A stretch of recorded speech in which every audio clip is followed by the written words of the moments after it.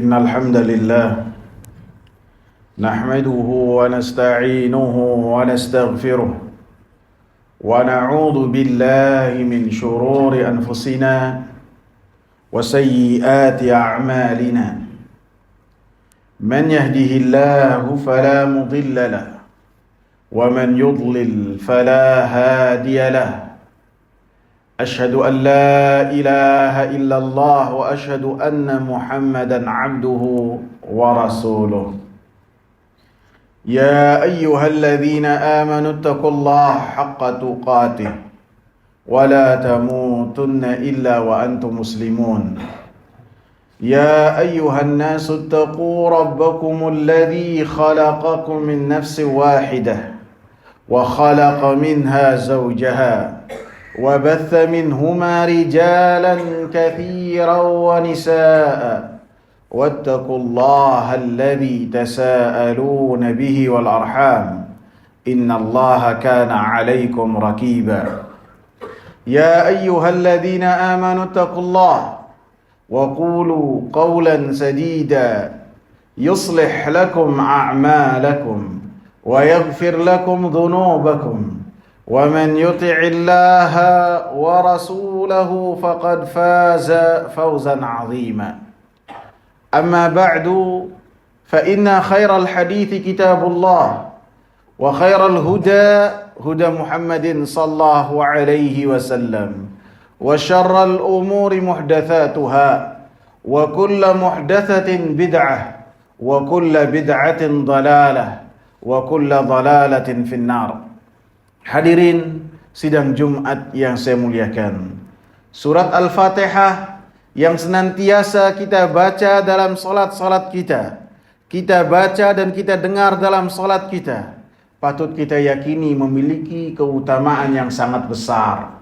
Rasulullah sallallahu alaihi wasallam mengatakan, yang berkaitan dengan surat Al-Fatihah, Ummul Quran was-sab'ul mathani wal Qur'anul azim, bahwasanya surat Al-Fatihah adalah induknya Al-Quran.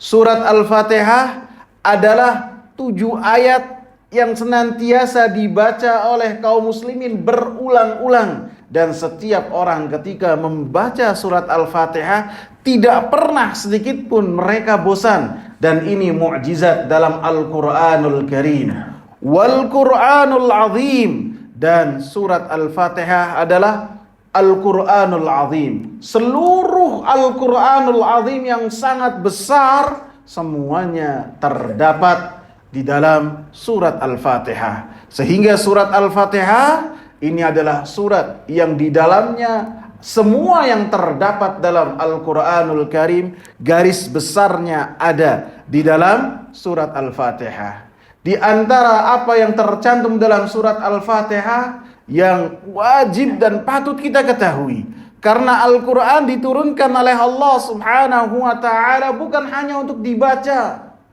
akan tetapi liyadabbaru, untuk orang-orang yang memiliki akal dan beriman, mereka mentadabburi apa yang ada dalam Al-Quran, kemudian mengamalkan apa yang tercantum dalam Al-Quranul Karim. Hadirin sidang Jumat yang saya muliakan, di antara apa yang terkandung dalam surat Al-Fatihah, perintah kita untuk senantiasa, perintah kepada kita untuk kita senantiasa ikhlas kepada Allah subhanahu wa ta'ala. Ikhlas kepada Allah subhanahu wa ta'ala artinya kita memurnikan ketaatan hanya untuk Allah subhanahu wa ta'ala. Memurnikan ketaatan, menjadikan ketaatan tersebut, amalan tersebut kita berikan hanya untuk Allah subhanahu wa ta'ala.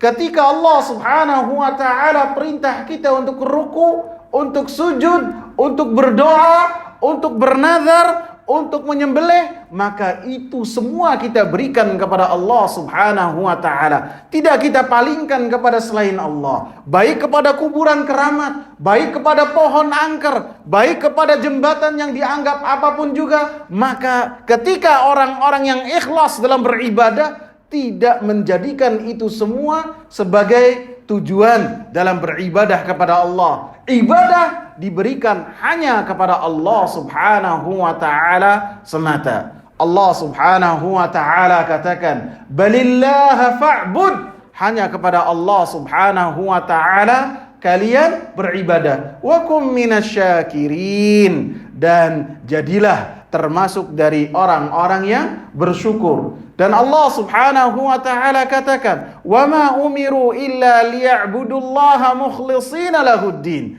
Tidaklah mereka diperintah kecuali untuk beribadah kepada Allah Subhanahu wa ta'ala dalam keadaan memurnikan ketaatan tersebut hanya untuk Allah Subhanahu wa ta'ala, tidak memalingkan ibadah kepada selain Allah Subhanahu wa ta'ala. Karena ketika memalingkan ibadah kepada selain Allah Subhanahu wa ta'ala, maka itu adalah dosa yang sangat tidak diampuni oleh Allah Subhanahu wa ta'ala. Innallaha la yaghfiru an yushraka bihi. Sesungguhnya Allah Subhanahu wa ta'ala tidaklah mengampuni orang-orang yang ketika beribadah memalingkan ibadahnya kepada selain Allah Subhanahu wa ta'ala.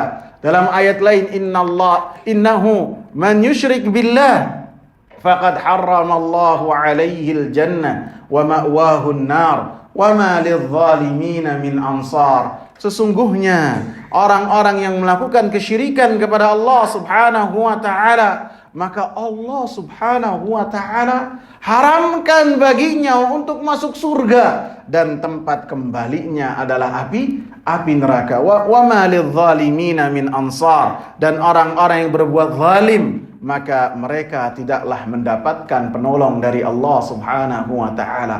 Pembahasan ini terdapat dalam firman Allah Subhanahu wa ta'ala, "Iyyaka na'budu wa iyyaka nasta'in." Hanya kepadamulah ya Allah kami beribadah, hanya kepadamulah ya Allah kami meminta tolong. Sehingga orang-orang yang dalam salatnya kita semua membaca iyyaka na'budu, ingat bahwasanya ibadah kita ini hanya diberikan kepada Allah Subhanahu wa ta'ala, tidak dipalingkan kepada selain Allah. Iyyaka na'bud adalah bentuk pengamalan kita terhadap kalimat la ilaha illallah. Wa iyyaka nasta'in adalah bentuk pengamalan seseorang terhadap kalimat la haula wala quwwata illa billah. Sehingga apapun yang menempel pada dirinya dan ada pada dirinya, itu semuanya datangnya dari Allah Subhanahu wa ta'ala. Aqulu qawli hadha wastaghfirullaha li wa lakum wa lisairil muslimina min kulli dhanb. Alhamdulillah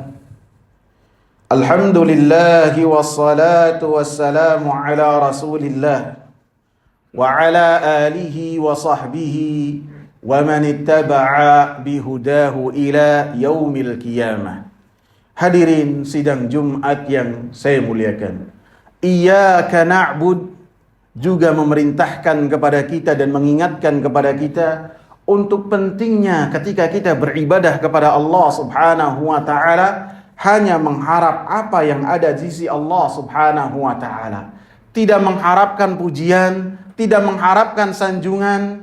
Orang yang memuji dan mencela buat orang-orang yang mengamalkan iyyaka na'budu, itu sama saja tidak berarti buat mereka. Yang mereka harapkan adalah ridha Allah Subhanahu wa ta'ala. Yang mereka harapkan adalah surga dan keselamatan ketika bertemu dengan Allah Subhanahu wa ta'ala. Karena orang-orang yang beribadah kepada Allah Subhanahu wa ta'ala dan ketika beramal ia sertakan selain Allah Subhanahu wa ta'ala, baik sanjungan, baik pujian dan perkataan-perkataan orang, maka ingatlah orang-orang yang demikian potensi amalannya tidak diterima oleh Allah Subhanahu wa ta'ala. Karena Allah Subhanahu wa ta'ala berkata dalam hadis qudsi, "Man ana aghna syuraka anisyirik." Allah Subhanahu wa ta'ala mengatakan, saya tidak butuh terhadap kongsian-kongsian dari seseorang ketika beribadah kepadaku. Allah tidak butuh. Siapa yang hendak beribadah dimanapun dia lakukan dan kapanpun itu, maka Allah subhanahu wa ta'ala maha mengetahui, dan setiap amalan yang dilakukan oleh seorang hamba akan dihisab oleh Allah subhanahu wa ta'ala. Man amila amalan asyraka fihi ma'iya ghairi taraktuhu wa syirkahu. Siapa yang beramal, kata Allah subhanahu wa ta'ala, dengan satu amalan, yang amalan tersebut ketika seseorang melakukannya seyogianya haruslah dalam rangka mengharap apa yang ada sisi Allah subhanahu wa ta'ala. Akan tapi Allah katakan, asyraka fihi ma'iya ghairi, ia sertakan bersamaku selainku, taraktuhu wa syirkahu, maka saya tinggalkan dia berserta dengan orang yang telah ia jadikan kongsian untuk Allah subhanahu wa ta'ala. Ia ketika beramal berharap untuk mendapatkan pujian.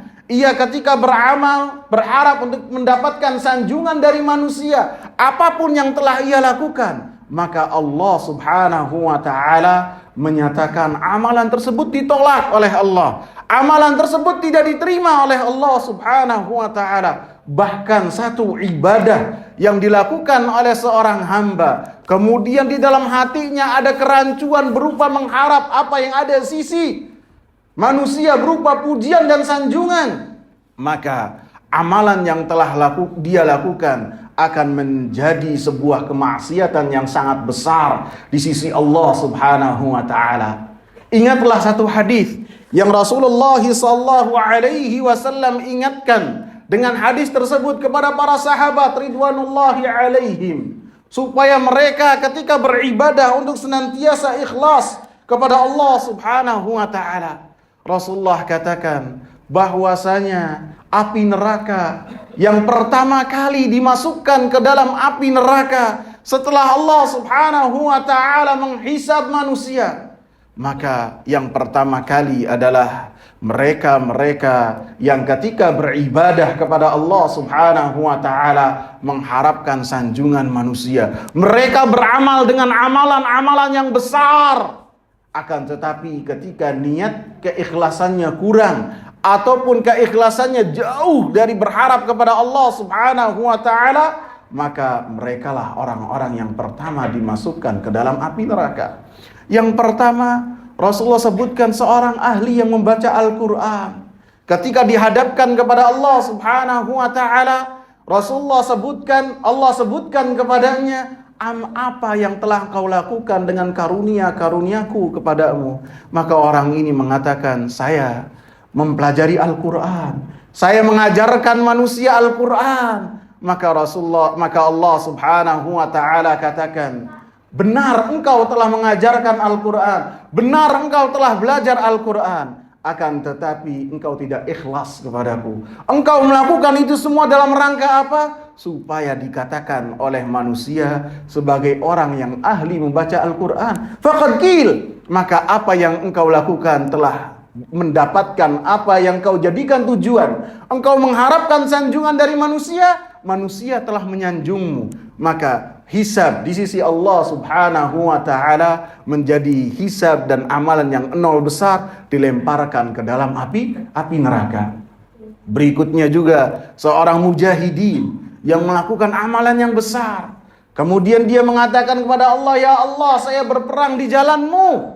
Maka Allah katakan, engkau tidak berperang di jalanku, akan tetapi engkau berperang supaya dikatakan bahwasanya engkau adalah pemberani, engkau adalah orang yang hebat. Faqad qil, maka apa yang kau kehendaki telah engkau raih di dunia, maka dilemparkan ke dalam api neraka.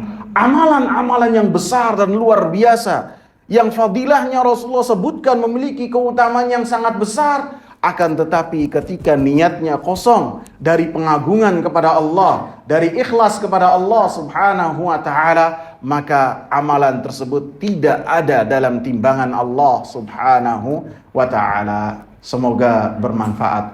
Allahumma salli ala Muhammad wa ala ali Muhammad kama sallaita ala Ibrahim wa ala ali Ibrahim innaka Hamidun Majid, wa barik ala Muhammad وعلى آل محمد كما باركت على إبراهيم وعلى آل إبراهيم إنك حميد مجيد اللهم إنا نسألك الهدى والتقى والغنى والعفاف اللهم أعنا على ذكرك وشكرك وحسن عبادتك اللهم ربنا آتنا في الدنيا حسنة وفي الآخرة حسنة وقنا عذاب النار أقيموا الصلاة